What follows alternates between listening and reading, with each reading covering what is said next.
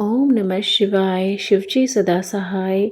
ओम नमः शिवाय गुरुजी सदा सहाय। गुरुजी के चरणों में कोटि कोटि नमन। जय गुरुजी संगत जी। स्वागत है आप सभी का फ्रेग्रेंस ऑफ गुरुजी चैनल पर और मैं हूं आपके साथ मनीषा। तो संगत जी, आज लाई हूं आपके लिए दिव्य आभा का अध्याय 89 जिसका शीर्षक है महापुरुष के चरणों में। और यह जर्नी है संतोख सिंह जी की चंडीगढ़ से। तो देर ना करते हुए चलिए संगत जी शुरू करते हैं। मुझे गुरुजी के प्रथम दर्शन दिसंबर 1995 में हुए, जब मैं अपने एक घनिष्ठ मित्र श्री राजपूत के पुत्र के विवाह पर आयोजित स्वागत समारोह पर भोज पर गया था। मुझे और मेरे परिवार को जालंधर, पंचकुला, चंडीगढ़ और दिल्ली में गुरुजी के दर्शनों का सौभाग्य प्राप्त होता रहा है। 2006 में दिल्ली में उनके दर्शन हमें 2 साल के बाद हुए। इस अवधि में हम उनके आदेश के अनुसार उनके पास नहीं गए थे। गुरुजी के साथ हमारे वर्षों के अनुभव से मैं कह सकता हूँ कि वह हमारे युग के सच्चे महापुरुष हैं। अमृत के स्रोत। घटना 1994 की है, जब गुरुजी चंडीगढ़ में थे। मेरी पत्नी, मेरी पुत्रवधू और मैं उनके दर्शनोपरांत घर के लिए निकल ही रहे थे कि हमें वापस बुलाकर उनके कक्ष में ले जाया गया। गुरुजी ने कहा कि वह हमें आशीर्वाद देंगे। उन्होंने हमें अपना मस्तक, वक्षस्थल और कंधों के पीछे सूंघने के लिए कहा। हमें ऐसी सुगंध प्राप्त हुई जो पहले कभी नहीं मिली थी।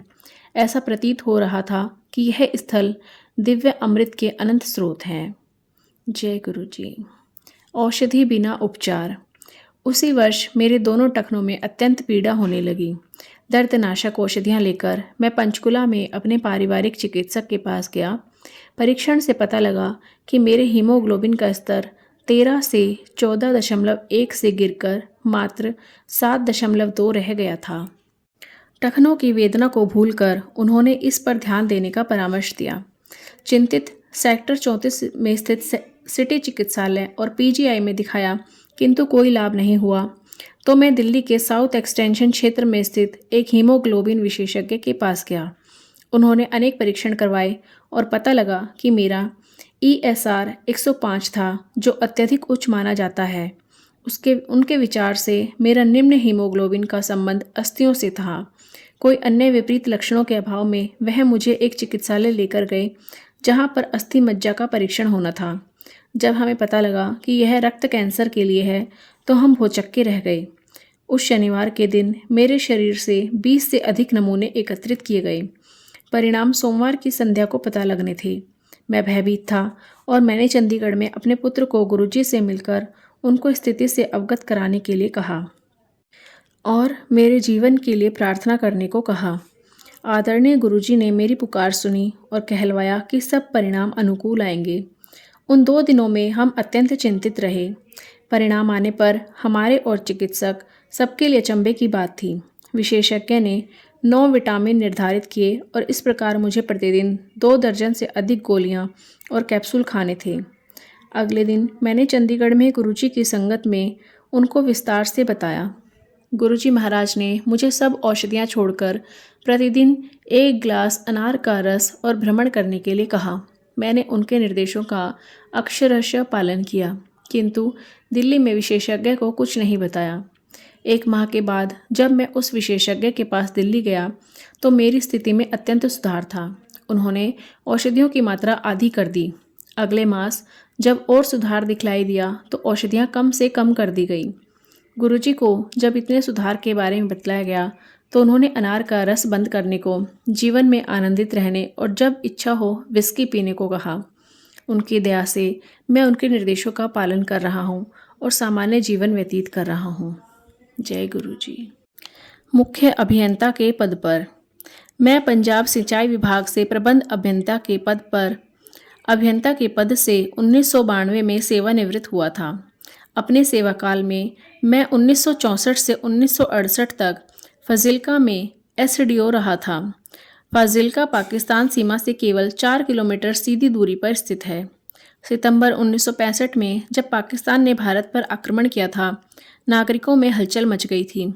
प्रशासक होने के कारण मेरे कंधों पर बहुत उत्तरदायित्व था। महिलाओं और बच्चों को मलहौद के निकट भेजना था। कार्य शीघ्रता से किया गया था। उस अवधि में मैंने सेना के साथ भी कार्य किया और उनके साथ भूमि पर खुदे हुए उनके बंकरों में भी रहा, क्योंकि शहर पर सीमा पार से बमबारी हो रही थी।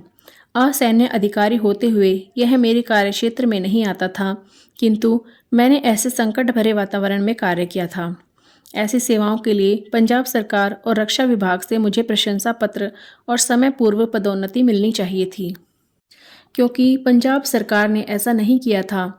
इस भेदभाव के लिए मैंने न्यायालय में आवेदन कर दिया था। जब से मैं गुरुजी से मिला था, वह मुझे सदा मुख्य अभियंता कहकर संबोधित करते थे। मैंने उनको बताया कि मैं प्रबंध अभियंता के पद से सेवानिवृत्त हुआ हूँ, पर उन्होंने कहा कि मुझे शीघ्र ही मुख्य अभियंता की पदोन्नति प्राप्त होगी। कालांतर में न्यायालय ने मुझे समस्त सेवा संबंधी सुविधाएं दी और गुरुजी के कथन के अनुसार पंजाब सरकार ने 2004 में विशेष अधिसूचना निकालकर मुझे मुख्य अभियंता का पद प्रदान किया। गुरुजी की दया मेरे समस्त परिवार पर बनी रही है। 2002 से 2003 की शीत ऋतु में एक दिन मेरी पत्नी और मैं एम्पायर स्टेट में गुरुजी के पास रात्रि 2 बजे तक थे। सर्दी बहुत हो रही थी। बाहर निकलने के बाद मेरी पत्नी ने कहा कि पिछले 1.5 घंटे से उसकी बाएं हथेली में बहुत पसीना आ रहा है। उस समय कोई चिकित्सक मिलने का प्रश्न ही नहीं था और कुछ गड़बड़ अवश्य थी। अतः हम वापस गुरुजी महाराज के पास गए और उन्हें समस्या से अवगत कराया। उन्होंने मेरी पत्नी का हाथ अपने हाथ में लिया और बोले कि कहाँ दर्द है? कोई दर्द नहीं है, जाओ आनंद में रहो। उनके यह कहते ही वेदना समाप्त हो गई।